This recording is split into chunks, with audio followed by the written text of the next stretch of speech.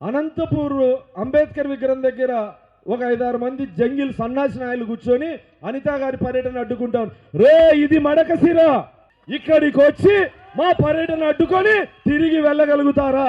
ఇక్కడ ఉన్నటువంటి నీ సన్నాసులకు ధైర్యం లేదా? ఎక్కడో మీరు ఉడత ఊపులు ఉడితే ఇక్కడ మేము భయపడతామా? మీ నాయకుడు ముఖ్యమంత్రిగా ఉన్నప్పుడే చెప్పిన టయానికి చెప్పిన ప్లేస్కు పోయి పోరాటం చేసినటువంటి మేము ఈరోజు మీ ఉడత ఊపులకు భయపడతామా? ఈరోజు మీ ఉడత ఊపులకు భయపడతామా? నేను చెప్పా, అడ్డుకునే వాళ్ళు ఎవరో రాండి, ఉచిత బస్సులు ఏర్పాటు చేస్తాను అని చెప్పి. నేను అదే వెంటనే చెప్పిన, వాళ్ళ అఫీషియల్ పేజ్ కింద మెసేజ్ పెట్టినా, వాళ్ళ వాట్సాప్కి మెసేజ్లు పంపించిన. మీరు ఎవరు రావాలనుకుంటారో మీరు కష్టపడాల్సిన అవసరంలా. మా పోలీసులు మీ ప్రభుత్వంలో మాదిరి ఆపరు, హౌస్ అరెస్ట్లు ఉండవు. మీరు రండి, అడ్డుకునే దమ్ముంటే వెహికల్స్ నేను ఏర్పాటు చేస్తానని. ఏరి ఎక్కడ ఎందుకు అడ్డుకుంటామని చెప్పి చెప్తా ఉన్నారంటే, ఒక గిరిజన విద్యార్థి హత్యకు గురైంది అనంతపూర్ నగర శివారుల్లో. హత్యకు గురైతే తల్లిదండ్రులు ముందు రోజు కంప్లైంట్ ఇచ్చినారు. సిఐ గారు ఒక రోజు ఆలస్యం చేసినారు. 3వ రోజు శవం బయటపడింది. ఇమ్మీడియట్లీ గౌరవ ముఖ్యమంత్రి గారు, హోంమంత్రి గారు సిఐని సస్పెండ్ చేశారు, వాడిని అరెస్ట్ చేయించారు. ఈరోజు వాడు జైల్లో ఉన్నాడు.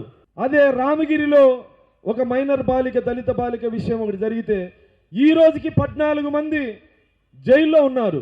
అంటే ఇక్కడ గౌరవ ముఖ్యమంత్రి గారు స్పందించేటువంటి తీరు, హోంమంత్రి గారు స్పందించేటువంటి తీరు, ఈ రోజు పోలీసులు తీసుకున్నటువంటి చర్యలకి ఇదొక నిదర్శనం. అయితే సన్నాసులారా, ఒక దళితుడిని చంపి డోర్ డెలివరీ చేస్తే మీ ఎమ్మెల్సీ చర్యలు తీసుకోలేనటువంటి చవటలు దద్దమ్మలు మీరు మమ్మల్ని అడ్డుకుంటారా?